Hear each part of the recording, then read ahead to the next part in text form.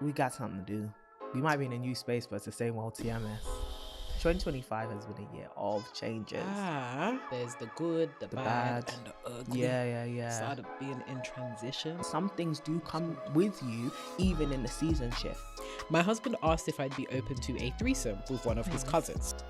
Baby, pack your load and go. If that man is giving you money every month, baby, you need to put that to the side.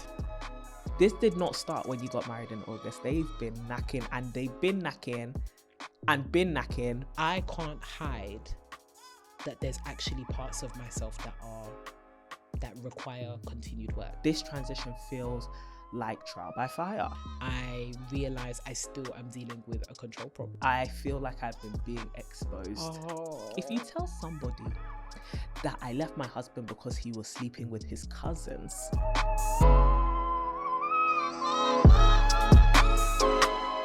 Hello and welcome to the Two My Sisters podcast. I'm Courtney. And I'm Renee, and we are your online sisters and hosts of the Two My Sisters podcast. We are all about promoting the wellness, growth and development of a community of sisters around the world. And in today's podcast episode, we're going to be talking about seasons of transition. Yes. How do you navigate it when things are changing, moving, fast, slow, everything in between? Because that's where we're currently at, in the in-between. And I think it's quite funny that we are having this conversation, because I'm sure the girls will probably have noticed we're actually in a slightly different setup. We're in transition, so cue the metaphor. Like, we're literally living in a metaphor right now when we are literally in transition. So sisters, you might notice, at least those of you that actually care to check out our YouTube, because I know some of you just listen to our dulcet voices. We are in a slightly different space, Courtney. What it do? We're in a different location. So if you don't know, we used to record at home.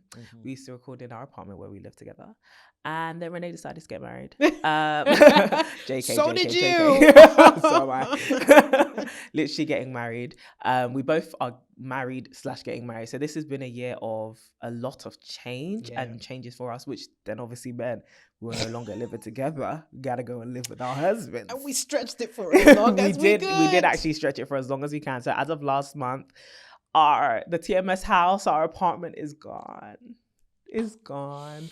And that was our filming setup. We literally would record in our living room, and a lot of people found that shocking. A lot of people didn't realize we actually record at home in our sitting room, and obviously with no more at home, no more sitting room. So we're in a studio at the moment. Shout out to Finchley Studios, but hopefully we're going to figure out a certain rig or setup that allows us to kind of create a custom TMS space. So watch this space, because very fun things are happening. But that's the transition that we're currently in. I'm in the process of moving in with my partner. Crazy work. Which will be officially done after our little wedding, which is imminently approaching. We won't say when. Something off and pull up. That's a wedding guest. Hey, I'm a sister. But also you moved in with your husband as well.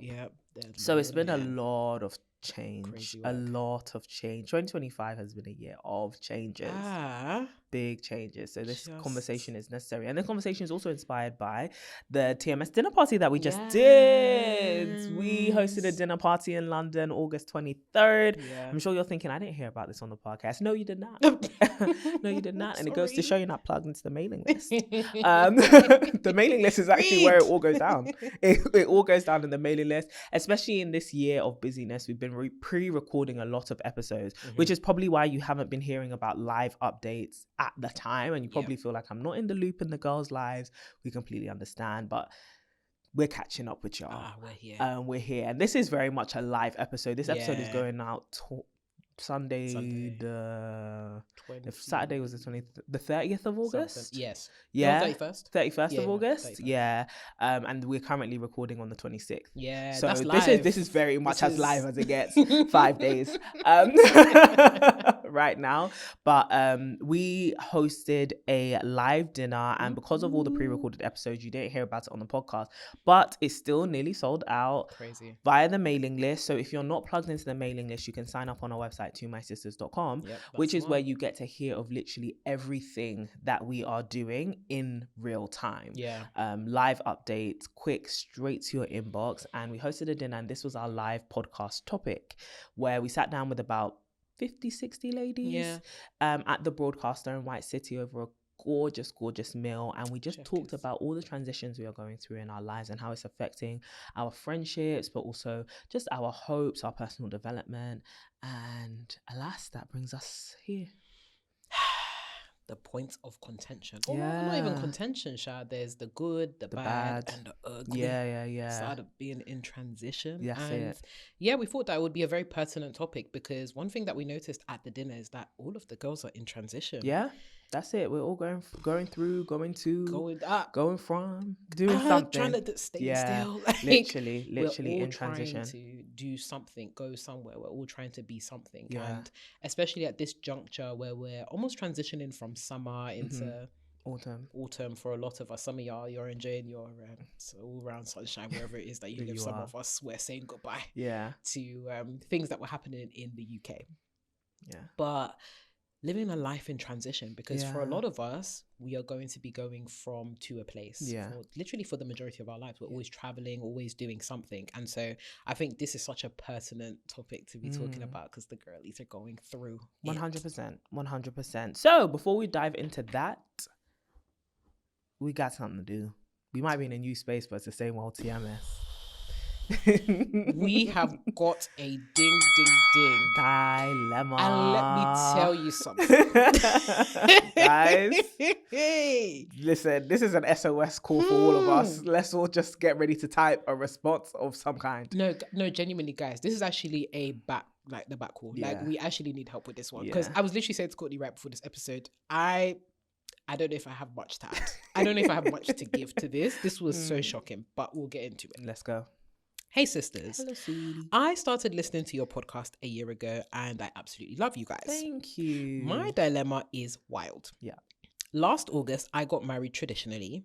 Bride price paid, family celebrations and all. Love it. I was advised by elders not to have my own friends and sisters over too often. Bad advice. But instead to keep his family close. In our culture, I've joined his family and left mine, so his cousins became like sisters to me. In January this year, my husband asked if I'd be open to a threesome with one of his cousins. God, I'm too conservative for this. Two specific ones he mentioned. I was shocked. Something felt off, so I checked his chats and found out he's been sleeping with one of them in my house. Yeah. Whilst I'm at work. Yeah, a biological relative. Wow. Woo! I feel like I can never have a real sisterhood again. In the past, I've had friends try to steal my partners, and now even family has done the same. I'm financially dependent on him and have no qualifications, and I work at a call center that doesn't pay much. I feel trapped. I don't know how to detach, find my feet, or ever trust anyone again. Am I crazy for feeling this way? What advice would you give me as I try to heal and find a way out of this dark place? Wow. I think this dilemma, apart from being categorically insane, is really heartbreaking. Dude. Because I can only imagine being in your shoes, sis, how much you feel betrayed, shocked, alone, stranded. And that's extremely painful. Now, the first thing that I would say is, I understand where you're coming from your perspective, and your feelings are completely valid. But I think the issue, first of all, is multi-layered. This is not just an issue about sisterhood. This is an issue about your man. This is an issue about his family. And this is an issue about your marriage, right? So I think it's about taking a couple steps back right now and thinking, okay, how do I feel about my husband's infidelity, and also about his moral compass being that he can also be unfaithful with a family member, somebody who I, for all intents and purposes, have befriended and is around us. Number two, how do I feel about the fact that my husband has brought up that he wants to have a threesome? And that he wants to have a threesome with a relative. And I think we need to put heavy emphasis on this, because as a society, we have normalized so many different things that we need to remember that incest is bad. You like too much porn. Incest is terrible. So that's one thing. How do you actually feel about this? And the reason why you need to ask yourself these questions, it determines your boundaries, and then that determines your line of action. As much as we can tell you that's disgusting, it's disgusting to us. I'm sure it's also disgusting to the masses. But if it's not disgusting to you, then it's a completely different conversation, completely different decision that you're going to make moving forward. But let's be assuming that you find this vile, like us. In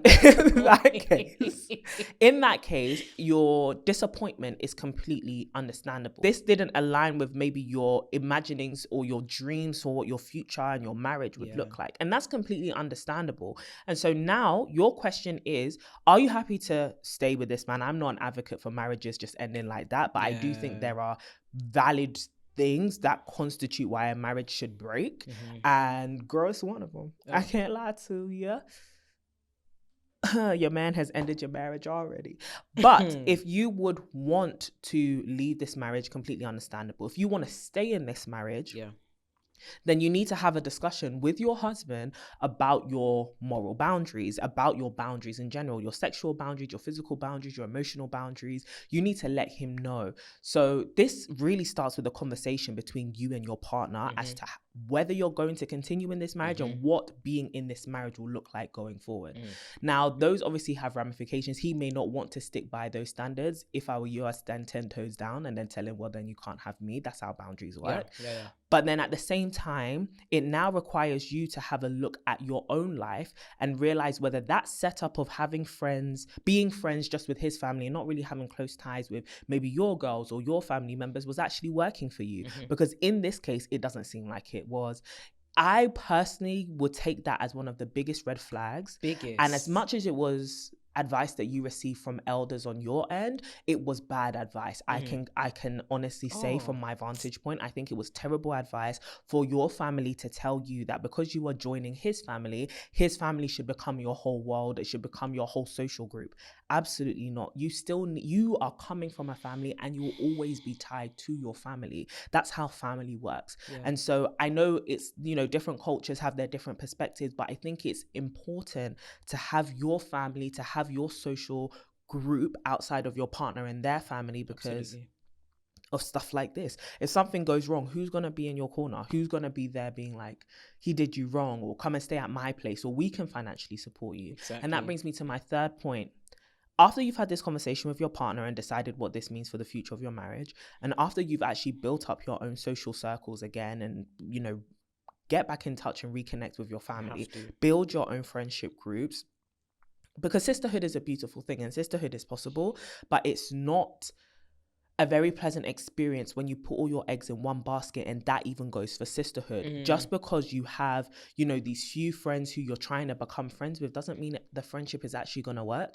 And that means that if they let you down, of course you want to give up on friendship. Of course you want to give up on sisterhood. But there are so many other people, and I'm sure before you got married, you had positive experiences of friendships, but you let those friendships go because you got married. And these are things that we often see when people are experiencing transition, such as marriage. They give up on the things that have carried them to that point, and they think they can just pick up new things, but the things that have carried you to that point need to also continue with you to carry you forward. Some things do come with you even in the season shift. So after you've done those two things, have that conversation, build up your social circles and reconnect with your family, you need to start building your own life of independence. And I don't think this is about you being completely self-sufficient and you don't need your husband, whatever. If you decide you're going to continue with your marriage, that's completely fine. But you are currently in this position because you have no other options. You don't have, like you mentioned, and sis, I'm not dragging you here, I'm just giving you the honest truth. You don't have enough legs to stand off, to stand on to say that you will leave this marriage. And that's a very, very tough place to be in. And no one wants to be stuck. And right now it feels like you're stuck. And that's probably why you're finding more anger towards women than you are towards your man. Crazy work. Because he's the one that you're dependent on. So let's channel our anger towards that man and let's figure that part out. But I would say go and get the qualifications you need. Go and get a new job. It is never, ever, ever too late to upskill. It's never too late to go back to school. It's never too late to set new career ambitions. It is never, ever too late for anything. And so if you can find yourself being able to stand on your own 2 feet, it will help you feel less backed into a corner that you have to stay in this marriage. And that will help you with the feeling of pain, because you can deal with the pain by moving on. But right now you don't have the capital, the social capital, the financial capital to move on. And so find yourself in a place where if this were to ever happen again, or some other form of disrespect were to ever manifest itself, you would be in a financial position to be able to remove yourself from this situation, which is not treating you well. And it's never too late to start on that. And you can even start on that while still being in your marriage if you decide to continue. Tell that man, I'm going back to school. You've had your own little fun and you've had your own little life. But as for me, I am going to pursue my future. I'm going to go and pursue my passions. And make that a real goal of yours. And if he wants to leave you, if he wants to be doing stuff because and he wants to be doing things that you don't want to do, baby, pack your load and go. Pack your load and go. Go and apologize to your sister and honestly, go and say hi to your family and say, hey guys, I am back. Because and I don't think if you tell somebody that I left my husband because he was sleeping with his cousins, I don't think anyone is going to look at you and judge. Oh, no. If anything, they'll be like, baby, what took you so long? 100%. So, baby, this shame is not on you. It is on him. Real. But it's time for you to assess. You know what? Situations like this, as unfortunate as they are, they bring us to a point of reflection. Yes. And I think as you reflect, you realize maybe your life is not going in the direction you actually want it to, socially, financially. And that's great. It's an amazing opportunity to pivot. That's what I think. How about you? Courts, you answered that so beautifully and so comprehensively. Wow. I do. So rational and logical in your thinking. No, because you know what? It's the man. It's actually, I can sit here and say that's insane and that's disgusting, but it's the man. And he's not going to hear this message. No, he's not. It's actually the man. It is. It's filthy. Yep. Huh? And I know maybe people are thinking, oh, well, you know, us a lot, you know, I'm assuming because she said bride price and all that, it's coming from an African background. You're probably thinking, oh, you know, maybe it's not an actual cousin. I don't give a damn. The people I grew up with calling cousin, you think I can shag them? You think we can do that? Whilst we're married. That is disgusting. Whilst you're married. That's disgusting. Is marriage not sanctified Oh anymore? my God. It's such Even if he was single, filthy rat. Ew. Cousins? Oh no, dude, when I read that dilemma, I was actually visibly shaken. Do you know what it means to sleep with your cousins? And then to suggest. Bring them in for a threesome. Because this is how I know that he lacks shame. For you to feel comfortable enough to suggest to your wife that you want to have not but 2 cousins at threesome. Honestly, someone needs to talk to him. It might need to be the police. And also, I'm even thinking about the timelines. Last August, you got married. By January, we're talking about threesomes. Yeah. Like, that man knew what he wanted all along from the beginning. Is this an OnlyFans? From the beginning. And this is why when you enter into a relationship, people cannot be so confident that you won't leave. I'm so sorry. I will leave.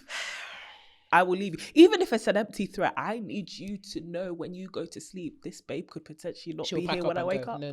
And also, like, genuinely, sister, you need Vex money. Yeah. You actually need Vex money. I know that you are financially dependent on this man, but this is why it's important to actually build that safety. You need Vex money. If that man is giving you money every month, baby, you need to put that to the side. Tax that money. Start saving, start going to school, start doing some late night class, whatever it might be. Like, the amount of women that we see, even statistically, be in situations which are less than favorable, actually life-threatening, because they do not have financial means is insane. And all of this is actually avoidable if we set our priorities straight. Even if it's like not the social norm for you and your culture, it's still really, really valuable. And I think a lot of us have seen women who have been in abusive situations, emotionally abusive, sexually abusive, whatever it might be, marriages, relationships, whatever, even as children to abusive parents. And because they don't have money, they can't be independent, and that keeps them constrained. And so, sis, let this be a wake-up call that you need to put some money aside for you. Oh, especially, they're even traditionally married. Babe, if that man wakes up and decides, I want to leave you, you have no legal entitlement to this man's cash. Well, it depends where she is. True. Yeah, it depends where she is. True. If you're in the UK, I hope you're not in the UK. I hope you're not in the US. I hope you're in a place where you're legally entitled to that man's money. That's what I'm saying. But honestly, I think you hit the nail on the head. Like, this is actually a vile and unfortunate mess. And I think it is abusive too, in the isolation tactics that the whole community is part and parcel of. It's giving cults. It's not giving family, it's giving cults. I think that it is unfortunate that you have been made to feel this way. I think it's very, very... it's so disempowering to feel like you can't escape a situation. Like, it makes me think of, you know, the Maya Angelou poem, The Caged Bird Sings. It makes me think of being a caged bird, and I don't want any woman to ever feel like that just because, you know, I've married this guy, I'm with this person. You must always feel comfortable enough to like leave a situation, especially when it becomes abusive. Like, and to this extent, girl, I don't care what tradition you come from, I don't care what culture you go, the incest. This is why I genuinely think we need to actually have a campaign for shame. Like, in recent, genuinely, in recent like times, I feel like people are just not ashamed of the things they do. Because for him to not even hide it, like, genuinely, if I was out here cheating on my wife with my cousin, that's not something I would have...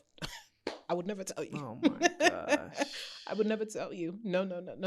But for him to even present it and say, babe, I want to do stuff with you and somebody that I call my cousin, whether it's a blood relation or somebody that's within the community that I see as family, I'm sorry, this person is showing you who they are. And if it's not the police that you call, if it's not a therapist that you call, dude, and the fact that you've only got people within your community, within your immediate community, that are part and parcel of his community, girl, no. Big problem. No. Big error. And sisterhood isn't just, it's not something as fickle as, oh, I leave this person's family and now I'm in part of this family. Sisterhood is something that's built. So it's no wonder that you are feeling, you know, disillusioned about sisterhood, because girl, that wasn't real sisterhood. You got married in August, and now in January this man is coming to tell you about this cousins that is allegedly your sister's wanting to do a threesome, only to find out that she's the one that's been shagging your man. And that's not sisters. That's disgusting. That's not even acquaintances. That's how people get STDs. Guys, stop that. Just no, don't do it. It's not like, what kind of horny depraved individual do you have to be? Like, I love that you actually singled out the man. Sorry, because like, forget, this is not actually about sisterhood. Forget it's sisterhood. Not about this sisterhood. is not. This is depravity. It's not about sisterhood. This is Sodom and Gomorrah level depravity. And that man needs to be shamed for it. And it's just it's a real shame that you're in this situation, sis, but there's light at the end of the tunnel. And listen, even if it's you have to pack a bag and run in the middle of the night, it's better you do that and go and find shelter. 100%. And I'm telling you, genuinely thinking about what you were saying around the sisters that you've had in a past life, pre-marriage, girl, you better start begging. You better start, because those are the people that chose to love you. It's not just they're welcoming you because you've decided to be a part of this community or part of this family. These are people that you chose to ride with pre this man. Dude, you have to go back. And I hope you've told this man's mum or dad or like family elders or the aunties and uncles. Someone needs to know that these cousins are just knacking left, right and centre so someone can get flogged. Because that's such big nasty disgusting nonsense. Nasty behavior. And also, quick one, us saying that this is not about sisterhood doesn't mean that it's not about girl code. Obviously we understand there's girl code and stuff, and obviously we would want these things to be observed, you know, big slap on the wrist to the cousins that are sleeping with their cousin who's married, and they know that's disgusting. But I think when we say this is not about sisterhood, it's more so saying these women had not agreed to be there for you, respect you in that way. There wasn't an agreed, you know, covenantal or very affectionate relationship between the two of you. Of course, there is general respect and they have clearly violated that, but really and truly, they hadn't signed up to anything.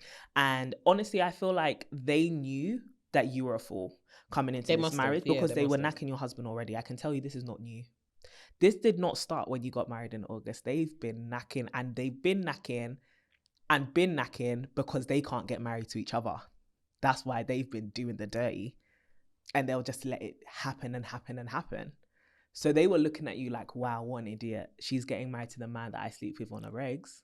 That also happens to be my cousin. Simple as. God forbid. That's why they weren't observing no girl code. Forbid. They don't even have a moral code. Oh. Just out here away with the face. Oh my gosh. But anyway, sis, sending you so much love and genuinely praying for you. Because it's never nice to see a marriage betrayed in this way. Yeah. And I can only imagine the heartbreak. But big girl boots Get them today. Out. Get them out of here. Sis, we're praying for you, man. And honestly, sisters, if you have, I was going to say experienced something like this, I hope you haven't. Yeah.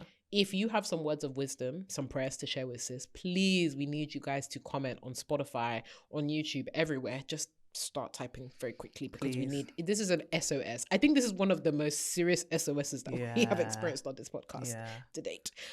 So sis, we love you. We're praying for you. We pray that you can leave that situation in one piece with your full independence and dignity and understanding that you are way above this and you are more valuable than this situation.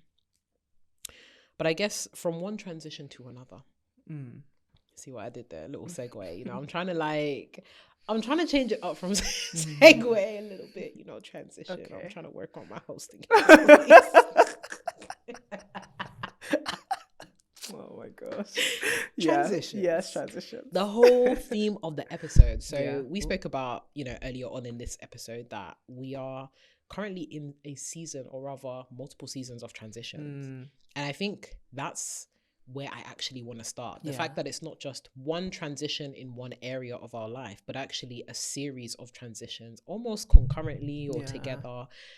What's been your experience this year in 2025 of transition, Courtney? Gosh. Like, catch the girls up. Where are we currently? Where are we at? Where is Courtney? Because the girls been looking for you, man. Oh my God. Where you been at? Talk to us. You know what? So many things. Like, I think preparing for marriage is a big one. And like, not to sound like them girls that, we got engaged and now all we talk about is marriage, but it's genuinely one of the biggest things occupying my life right now. And all the things that fall under that, right? Like moving home. Merging finances, like all of these kind of things where you're thinking, okay, my life now has to change in not necessarily a negative way. My life just has to change because I'm now merging life with somebody. And the same for him. He's thinking, oh my gosh, my life now has to change. Like the amount of things I've done to disrupt this man's normal schedule. I'm just like, I'm sorry, I'm here now. I'm here to stay. It's your wife. So I think it's learning that, okay, timing of my life, scheduling of my life has changed a lot. Yeah. Being able to create the mental and emotional space for such a big change as well. And then also financially, paying for a wedding and moving at the same time is a lot. And it's got me also thinking more about the future, which is then changing me as a person as well. I think this year I can honestly say the transition of not just going from single to married, but in generally my life moving into a new season so drastically has matured me so much, because being in a romantic relationship, I feel like has really reflected parts of me that were not matured just yet. And I was saying this at the dinner that we had on Saturday, that it's not necessarily that I was immature, it was that I believe God knows that certain parts of you cannot be matured until you enter into certain situations and you enter into certain relationships that shine a light on those areas, because those areas haven't been tested before.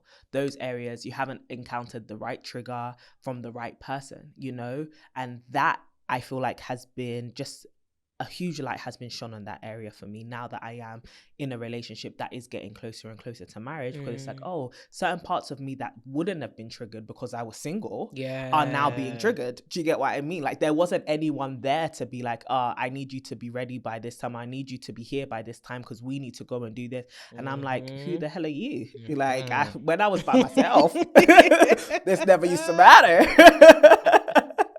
This didn't used to matter, you know. Who the hell?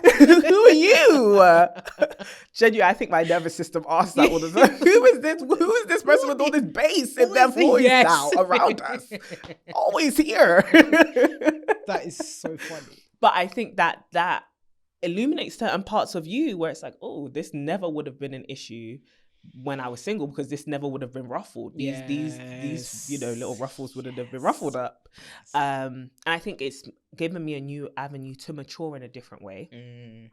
And also to mature in ways that can't just be cosplayed. Because I think when you are someone who sounds wise and when you are somebody who, you know, by the grace of God gets to give advice to people and has been an internet big sister for nearly 10 years, people know that you are mature.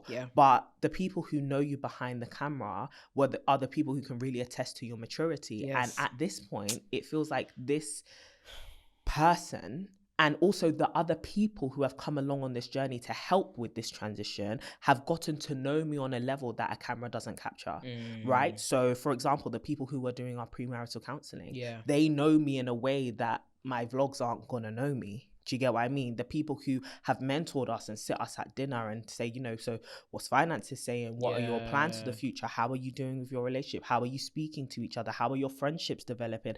All of these things, all of these people now know whether I'm mature or not, or whether this is just chat for views. Do you get what I mean? And so I think it's helped me to mature a lot. And I've really enjoyed this season for that reason, because I think it's allowed me to become more of who I want to be. But I have to, because it's forced me to go through processes I was avoiding. Because I think there are, even if, whether you're married, whether you're single, whether you're, you know, whatever you are, whoever you are, when you're going through a season shift, the same things are going to be tested all the time. And like, I think about the children of Israel going through the wilderness, right? That's a big transition, going from captivity into freedom. And thinking about how many loops of the wilderness they had to take over such a long amount of time. And they were being tested on the same thing. Different people, different ages, getting tripped up by the same thing, idolatry all the time.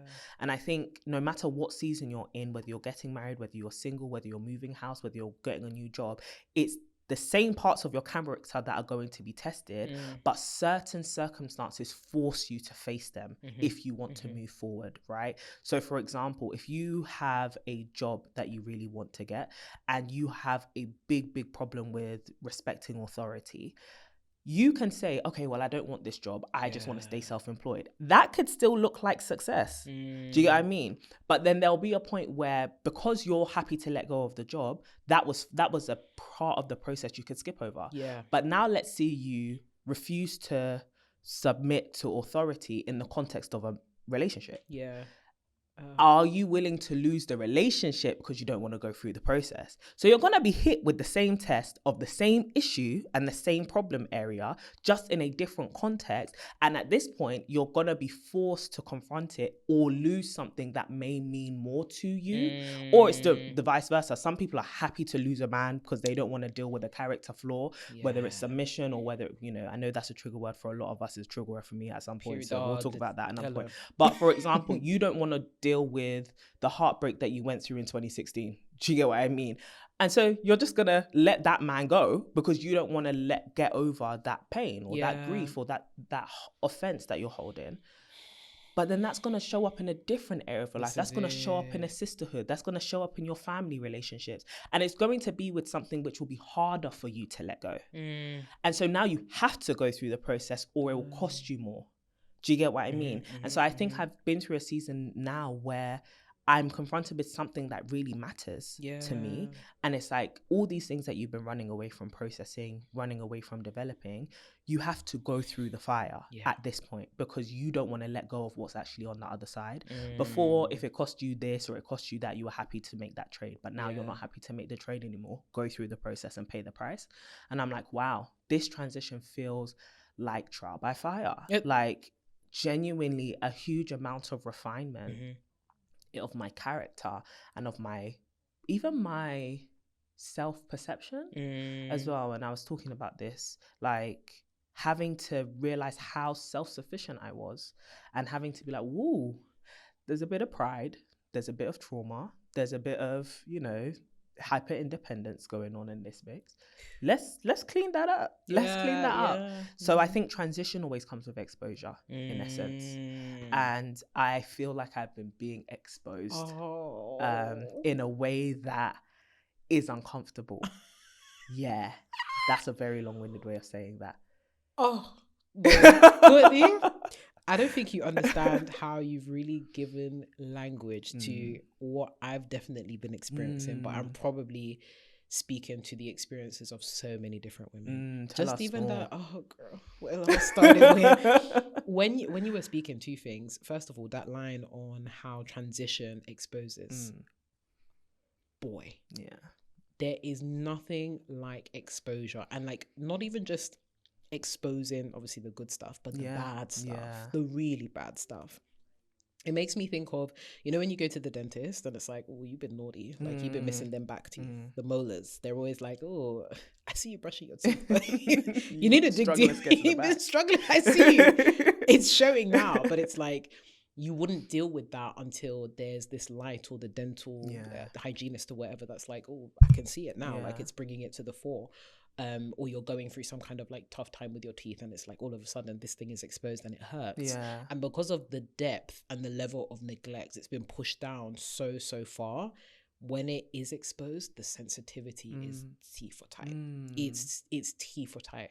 And I think that really resonates with me, because if there's one thing that transition has exposed about me, it's that I'm sensitive. I am so sensitive. I was literally reflecting on this yesterday and the day before. I'm actually sensitive, and I'm a lot more sensitive than I have cared to give myself time for.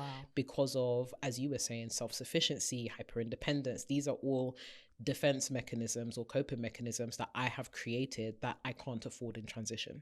You can't afford to be hyper independent and sensitive, because you're putting on a front that like, oh, this didn't hurt you, but it did. And it will be like the small triggers as well, the small tears that will then gradually build up, and then all of a sudden you're shouting at somebody. All of a sudden you're shouting, or all of a sudden you're going through it.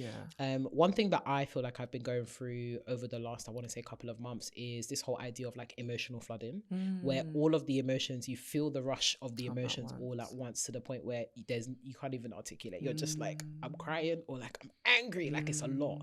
And I realized that when you're dealing with something that's very deep rooted, when you start to bring it to the surface, it literally is uprooting so much at the base that it really hurts.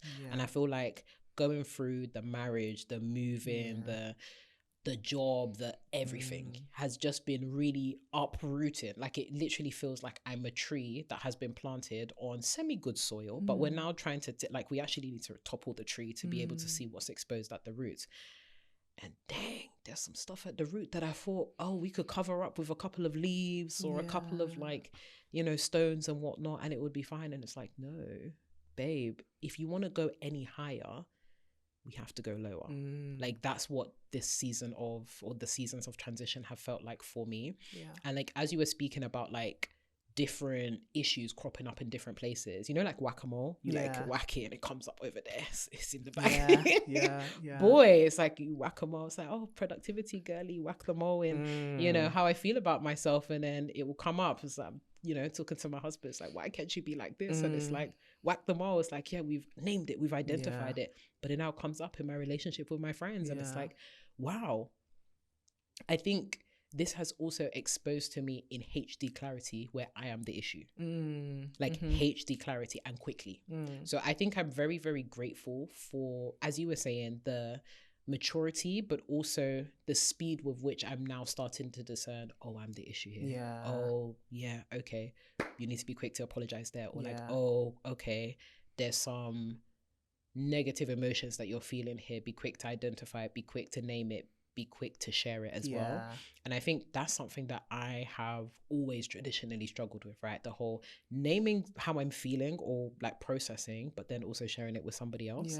And I think because we are getting into places in our life where we actually cannot afford that.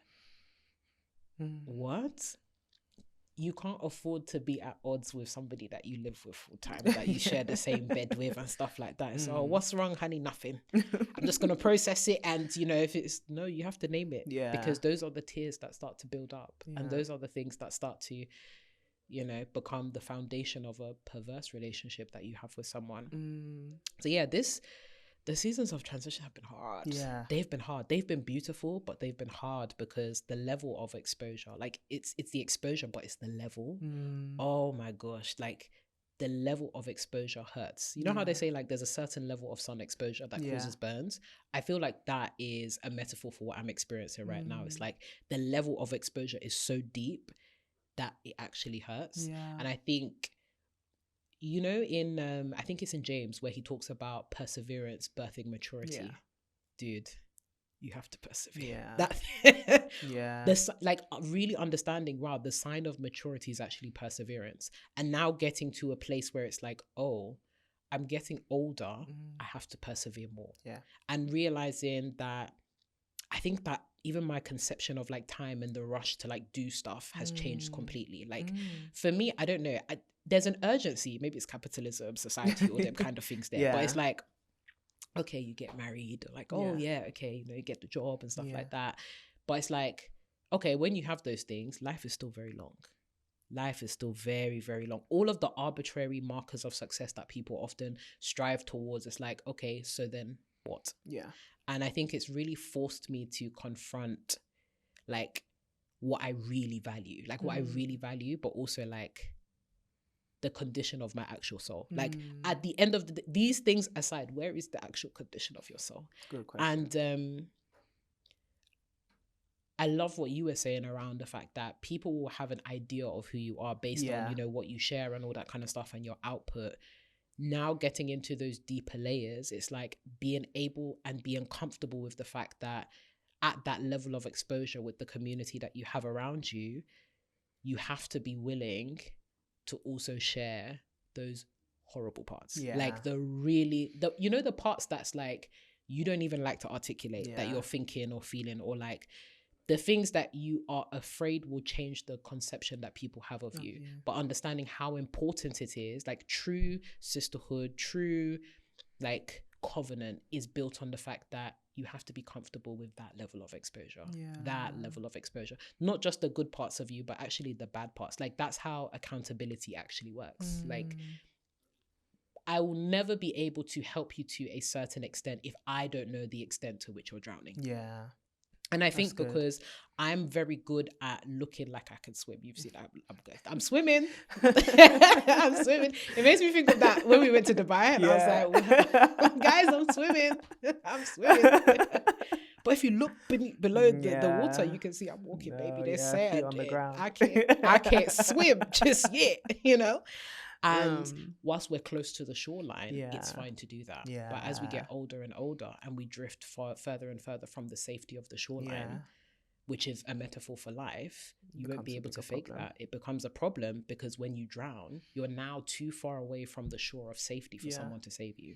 Good. And so I feel like transition has really been that. It is, as you were saying, that deep level of exposure to myself, but also to the people around me that I actually care about, and being comfortable with the fact that I can't hide that there's actually parts of myself that require continued work. Like I'm constantly being refined and being okay at this point in my life of still being refined. Yeah. I think for me, very, very long-winded. I think for me, I always was waiting for that, I've arrived. But the older and older I get, the more I'm like, the finish line is another start line. Yeah, it's good. I've just finished this, and realizing, oh no, this isn't just one race. This is, oh my goodness, it's a championship tournament. This race I've just finished, there's more to do. So yeah, it's been humbling, it's been refining, it's been beautiful, but it's been hard. It has been hard. I hear it. But I guess hearkening to that, the whole idea of like challenge, difficulty, because I think for a lot of women, transitions are hard.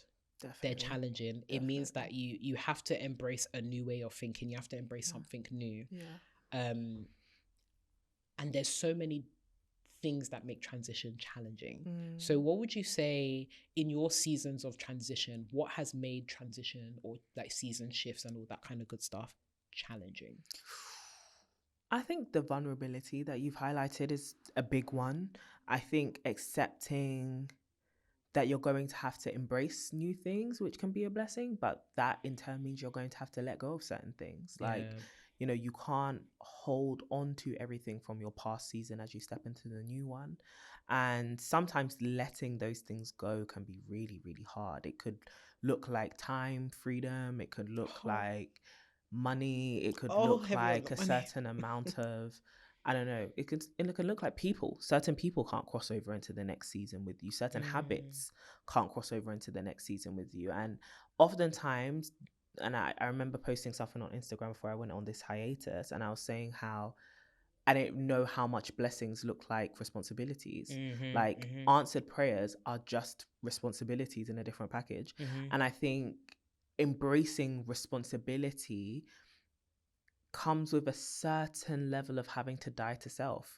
And that comes with a certain level of grief, right? So that job that you've been praying for, once you get it, it's a new dimension of responsibility. You know, you're learning a new skill, or maybe now you have increased responsibility. Yes, you have better pay, thank God, but it comes at a cost. You know, it comes with, at least at the very least, a new team, and having to learn new people and having to make new relationships and having to prove yourself to some degree. It just comes with a greater level of pressure. The same thing with friendships and relationships. When you meet new people or you network with the people that you've really wanted to become friends with and you get socially accepted by them, now you need to keep up. You need to keep up in that space. You also need to be a valuable part of the network. And so that requires work. That requires you having to overcome certain levels of laziness or certain limited mindsets or whatever it might be. You have to now bring something to the table. That's responsibility. And so I think whenever you step into a new blessing, it comes with a certain level of death. It comes with a different level of responsibility. And I think what's challenging sometimes is you have to become a faithful steward of the new thing. And that can be tough because it requires maturity. And sometimes it can look boring as well. I think the more we get older, the more we have to embrace the more mundane parts of life. Now, that doesn't mean that adulthood just has to be boring. Definitely it's filled with so many joyful things. And I think even now, as much as I'm going through these seasons of transitions and they brought their own challenges, they are filled with such excitement for what is to come and what is currently even happening. Like, I don't think I've felt this excited about life for a long time. And so just being like, wow, this is so exciting. The imaginings of and the prayers for new beginnings and new things, and just realizing, okay, we can do this now, we can do that now. That's crazy. You know, that is absolutely beautiful. But then there's also these feelings of, ooh, in order to keep the exciting things happening practically, we also need to master the more mundane things. And those things can look like taking care of your health, or looking into those investment, pots, or looking into, okay, how do we keep the lights on in this house? Like, how do we embrace the mundane so that we can enjoy the spectacular? And I think for me, I've been in that place of now, okay, girl, all that spontaneity you did in your season of singleness, just flying here, flying there, flying here. It's not for this season per se. And just embracing, like, okay, cool, if the next 5 years or whatever doesn't look like that, where do I find those pockets of joy? Right. And also, am I okay with that? Like, do I feel like I'm really losing something? Do I feel like I'm gaining something in its place? And I think those moments are what make transition challenging. I also think one big challenge is you're not the only person transitioning. Other people are as well. And even with our friendship dynamic, I'm going through these transitions, but you're also going through your own transitions. So that then affects the relationship. That then affects its rhythm, its pattern, its capacity. And learning to have the grace, learning to adjust, learning to not take things too personally, learning to give of yourself in a sacrificial way, even when you don't feel like it, or you feel like you don't have the capacity mentally, emotionally, is all very challenging. And it's the same with other friends as well. Like, my friends feeling like maybe they're losing a little bit of access to me because I've been so busy in this season with the transition. There have also been other friends who, by the grace of God, have also gained greater access to me and have shown up in a way that was completely unfathomable. And so I think it's learning how to discern, like, okay, who do you do the behind the scenes of transition with? Who is with you in those moments to help you to stay sane, help you to stay grounded? And that can be really challenging because you're cultivating new relationships, or you're having to explain to people potentially or deal with the fallout of certain relationships being more distant. And that can be a huge challenge when it comes to the interpersonal side of our lives. And I've definitely experienced that, where it's like, okay, certain friends are like, girl, where you at? And I'm like, girl, I'm barely surviving. Yes. I don't even know where I'm at. I'm barely breathing. I woke up at like 1 p.m. today. I'm tired, shattered. And then there are other people who are like, girl, I'm on your line. Like, let me come to the house. Let me do this. Let me do that. And it's like, okay, that's really nice to see how different people are showing up, and certain people have to show up in a different way to how they have in past seasons. So all of that can make life a bit of a minefield. But I think all in all, you have to take the challenges as I almost see it as like an obstacle course. Like, I have to do these things in order to get to the next stage. I have to. Like, there is no, oh, this is too hard. Like, no, I've been given the capacity, the grace, the empowerment to be able to do these things. Everything that I was learning in my past season of life was building me up for this moment, which means that if I was doing the work as I was trying to in the past season, then this shouldn't be so hard. It may be hard to, do the final thing and pull the trigger. It's like when you're going through school, right? School is hard. School is like, every academic year is really, really tough. Every day you're showing up, waking up early, getting to class on time, you're learning, things are challenging, you're doing assignments, you're doing homework, all of that is really, really challenging. But you press through, right? But that doesn't mean when you get to the final exam, you can just give up. Yeah, in fact, you still have to do it. Exactly. That final thing where you actually write the test matters way more than the last one academic year of showing up every day. And I think that's how I see the season of my life. The last season of my life was challenging, but it was building me up for something. And now that I'm in the test of transition, I still have to write the exam. I can't just clock out. Do you get what I mean? I can't just be like, oh, this is too hard for me. What do you think all the hardness was building you up for? You thought this was a game? You can press through the final hurdle. You can actually do that.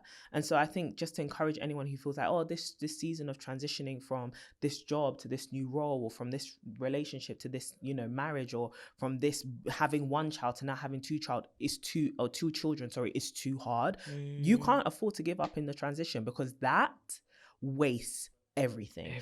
If you decide, at this exam, I'm too tired, I'm giving up now. Okay, that last 1 year of hard work means nothing.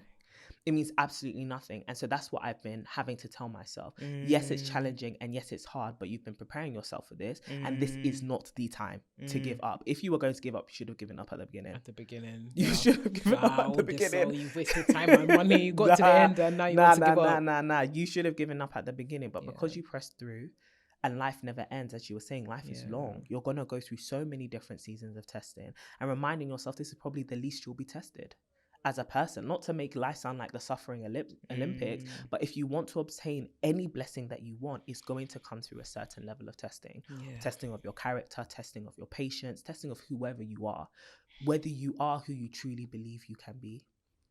And that's something you have to step up to the plate for. So as much as it's been challenging, I've just been trying to step up.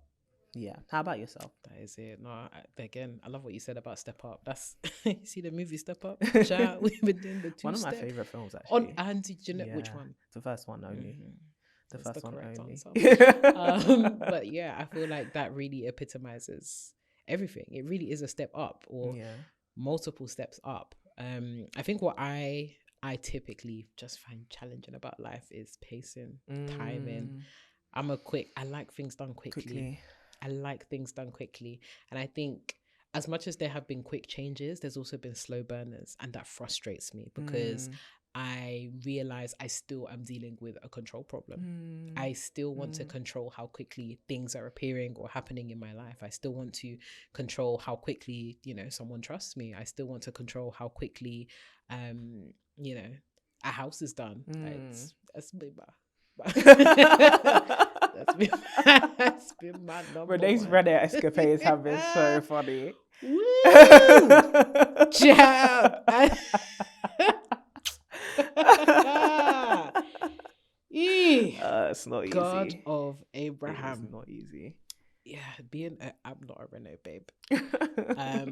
Becoming Ren the builder, and building and realizing even in that you actually can't do that yourself. In my mind, I was thinking I could be a one-man band, and guys, I can't tell you the amount of times that friends will call, oh Renee, how's everything going? Guys, I just finished 6 hours building this coffee table.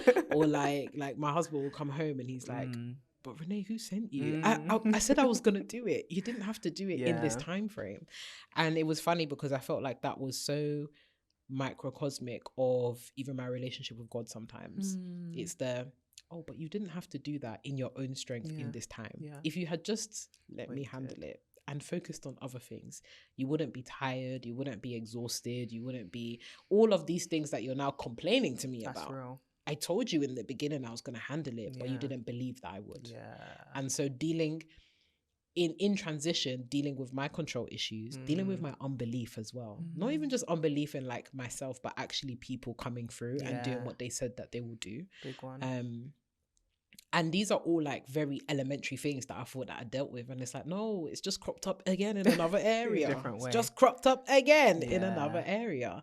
Dealing with my impatience, despite the fact, which is very funny because one of my middle names literally means patience is beautiful. And one of my biggest, I want to say, we're working on it, character flaws is I'm so impatient. I like things quickly. Down to when I'm making dinner, I'll be there. Do you know, have you seen those memes of what your chicken wings or whatever sees when you're through the oven glass? You will see me, my face is pressed up against the glass like this, where you done? Turn them over, you done? And I've just put them in, it's 10 minutes. Right. Them wings are not going to be done. It's not going to be done. It's not done. And again, another metaphor in that, you put something in the oven, you take it out too quickly, it's raw. And it can make you sick. Yeah. And I've really realized within transitions that you can't afford to have things half-baked. They have to be fully cooked. They need to be able to withstand, and for you to actually have an enjoyable experience, things need to be cooked.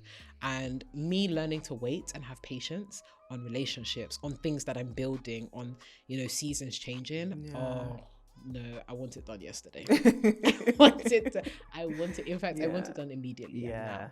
And what I have been learning about my character from that, and knowing that actually it is from a place of unbelief, it's also from a place of pride, because when you are constantly doing things in your own sufficiency and your own timeline, it's saying, well, I'm the bee's knees. I know when something should happen. And so even getting to a place where I trust God's timelines for my life is very hard. Very, very hard. Probably one of the hardest, and continues to be the hardest thing for me, trusting that, okay, God not only knows what, but he knows when. That. And I know this probably speaks to a lot of experiences for a lot of women in that you're waiting for something. Yeah. You want something now. Yeah. Whether it's the job or the relationship, and the thing is, you've been in your situation for a while. And so sometimes the transition season or the transition experience is very long. It feels very elongated. And learning not to, as you were saying, give up in the middle, and trusting that the appointed timelines for your life are there for a reason, and believing that those things will happen for you girl, they'll happen. Yeah, it will happen. They'll actually happen. So I think that's what I found probably the most challenging about transitions. Yeah, I love that. That was so beautiful. Amen to that. Oh, hallelujah. Wow. But I guess we've actually already come to the end of our... We have to.